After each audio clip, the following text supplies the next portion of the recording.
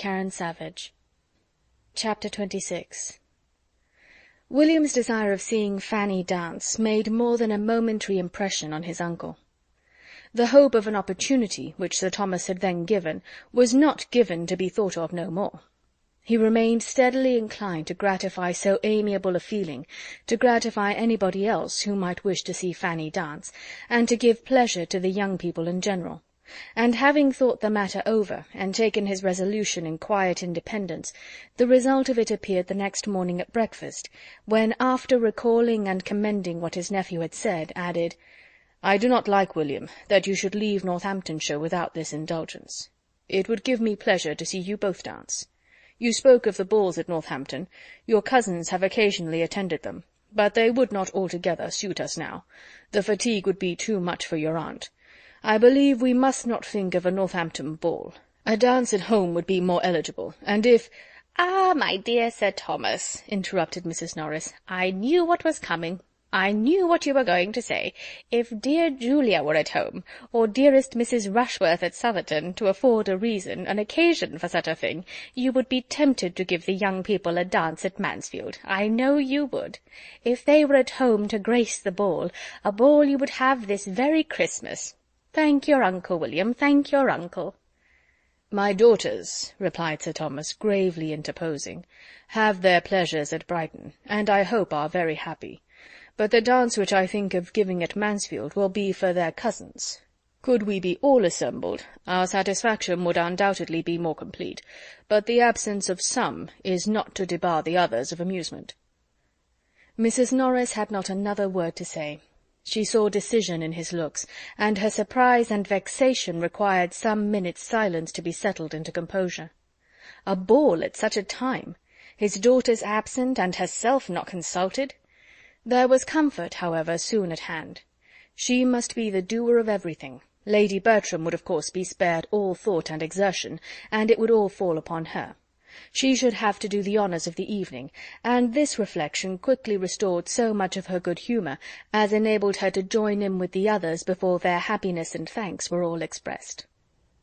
Edmund, William, and Fanny did, in their different ways, look and speak as much grateful pleasure in the promised ball as Sir Thomas could desire. Edmund's feelings were for the other two. His father had never conferred a favour or shown a kindness more to his satisfaction. Lady Bertram was perfectly quiescent and contented, and had no objections to make. Sir Thomas engaged for its giving her very little trouble, and she assured him that she was not at all afraid of the trouble. Indeed, she could not imagine there would be any. Mrs. Norris was ready with her suggestions as to the rooms he would think fittest to be used, but found it all prearranged, and when she would have conjectured and hinted about the day, it appeared that the day was settled too. Sir Thomas had been amusing himself with shaping a very complete outline of the business, and as soon as she would listen quietly, could read his list of the families to be invited, from whom he calculated, with all necessary allowance for the shortness of the notice, to collect young people enough to form 12 or 14 couple, and could detail the considerations which had induced him to fix on the 22nd as the most eligible day. William was required to be at Portsmouth on the 24th. The 22nd would therefore be the last day of his visit, but where the days were so few, it would be unwise to fix on any earlier. Mrs. Norris was obliged to be satisfied with thinking just the same, and with having been on the point of proposing the 22nd herself, as by far the best day for the purpose. The ball was now a settled thing, and before the evening a proclaimed thing to all whom it concerned. Invitations were sent with dispatch, and many a young lady went to bed that night with her head full of happy cares, as well as Fanny. To her the cares were sometimes almost beyond the happiness, for young and inexperienced, with small means of choice and no confidence in her own taste, the how she should be dressed was a point of painful solicitude, and the almost solitary ornament in her possession, a very pretty amber cross which William had brought her from Sicily, was the greatest distress of all, for she had nothing but a bit of ribbon to fasten it to, and though she had worn it in that manner once, would it be allowable at such a time, in the midst of all the rich ornaments which she supposed all the other young ladies would appear in? And yet not to wear it! William had wanted to buy her a gold chain too, But the purchase had been beyond his means, and therefore not to wear the cross might be mortifying him. These were anxious considerations, enough to sober her spirits even under the prospect of a ball given principally for her gratification. The preparations meanwhile went on, and Lady Bertram continued to sit on her sofa without any inconvenience from them. She had some extra visits from the housekeeper, and her maid was rather hurried in making up a new dress for her. Sir Thomas gave orders, and Mrs. Norris ran about, but all this gave her no trouble, and, as she had foreseen, there was in fact no trouble in the business. Edmund was at this time particularly full of cares, his mind being deeply occupied in the consideration of two important events now at hand, which were to fix his fate in life: ordination and matrimony, events of such a serious character as to make the ball, which would be very quickly followed by one of them, appear of less moment in his eyes than in those of any other person in the house. On the 23rd he was going to a friend near Peterborough, in the same situation as himself, and they were to receive ordination in the course of the Christmas week. Half his destiny would then be determined, but the other half might not be so very smoothly wooed. His duties would be established, but the wife who was to share and animate and reward those duties might yet be unattainable. He knew his own mind, but he was not always perfectly assured of knowing Miss Crawford's. There were points on which they did not quite agree. There were moments in which she did not seem propitious, and though trusting altogether to her affection, so far as to be almost resolved, on bringing it to a decision within a very short time, as soon as the variety of business before him were arranged, and he knew what he had to offer, he had many anxious feelings, many doubting hours as to the result. His conviction of her regard for him was sometimes very strong. He could look back on a long course of encouragement, and she was as perfect in disinterested attachment as in everything else. But at other times doubt and alarm intermingled with his hopes, and when he thought of her acknowledged disinclination for privacy and retirement, her decided preference of a London life, what could he expect but a determined rejection, unless it were an acceptance even more to be deprecated, demanding such sacrifices of situation and employment on his side as conscience must forbid? The issue of all depended on one question: did she love him well enough to forego what had used to be essential points? Did she love him well enough to make them no longer essential? And this question, which he was continually repeating to himself, though oftenest answered with a yes, had sometimes its no. Miss Crawford was soon to leave Mansfield, and on this circumstance the no and the yes had been very recently in alternation. He had seen her eyes sparkle as she spoke of the dear friend's letter, which claimed a long visit from her in London, and of the kindness of Henry in engaging to remain where he was till January, that he might convey her thither. He had heard her speak of the pleasure of such a journey with an animation which had no in every tone. But this had occurred on the first day of its being settled, within the first hour of the burst of such enjoyment, when nothing but the friend she was to visit was before her. He had since heard her express herself differently, with other feelings, more checkered feelings. He had heard her tell Mrs. Grant that she should leave her with regret, that she began to believe neither the friends nor the pleasure she was going to were worth those she left behind, and that though she felt she must go, and knew she should enjoy herself when once away, she was already looking forward to being at Mansfield again. Was there not a yes in all this? With such matters to ponder over and arrange and rearrange, Edmund could not, on his own account, think very much of the evening, which the rest of the family were looking forward to with a more equal degree of strong interest.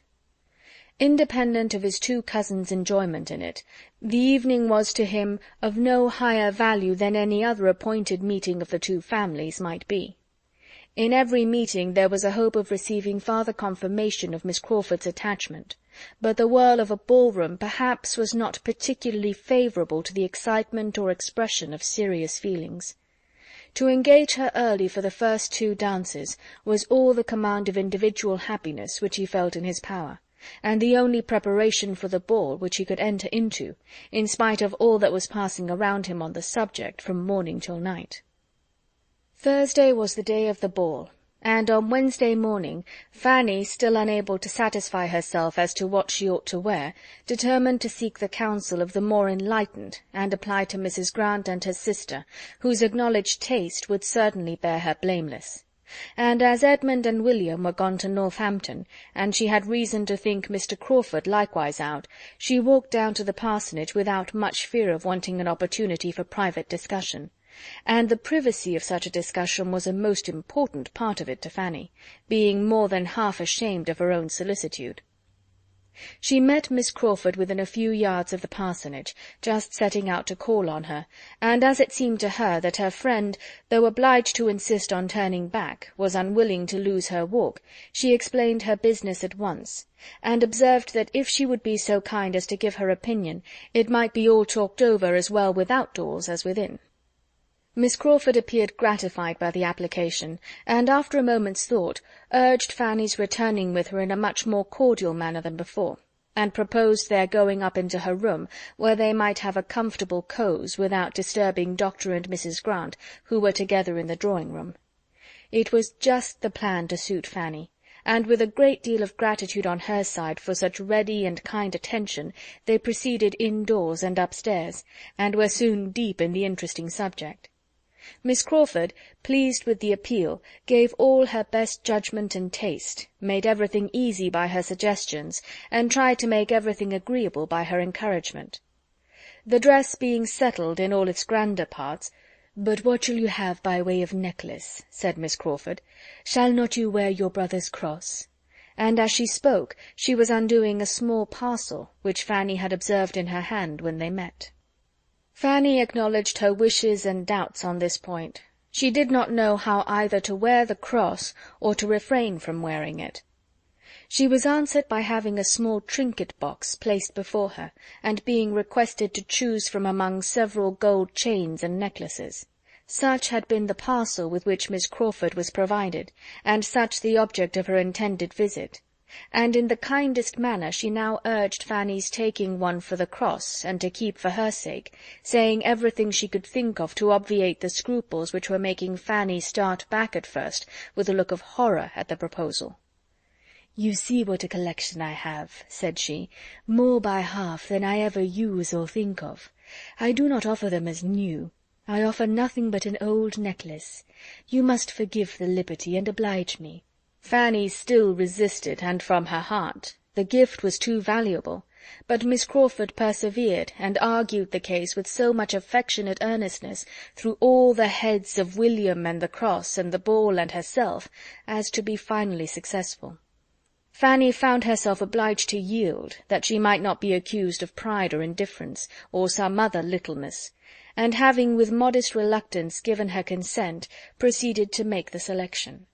She looked and looked, longing to know which might be least valuable, and was determined in her choice at last by fancying there was one necklace more frequently placed before her eyes than the rest.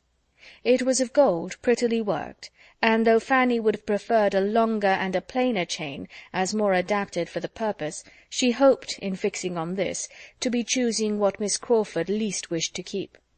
Miss Crawford smiled her perfect approbation, and hastened to complete the gift by putting the necklace round her, and making her see how well it looked. Fanny had not a word to say against its becomingness, and, excepting what remained of her scruples, was exceedingly pleased with an acquisition so very apropos. She would rather, perhaps, have been obliged to some other person, but this was an unworthy feeling. Miss Crawford had anticipated her wants with a kindness which proved her a real friend. "When I wear this necklace I shall always think of you," said she, "and feel how very kind you are." "You must think of somebody else, too, when you wear that necklace," replied Miss Crawford.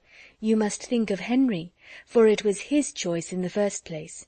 He gave it to me, and with the necklace I make over to you all the duty of remembering the original giver. It is to be a family remembrancer. The sister is not to be in your mind without bringing the brother too." Fanny, in great astonishment and confusion, would have returned the present instantly.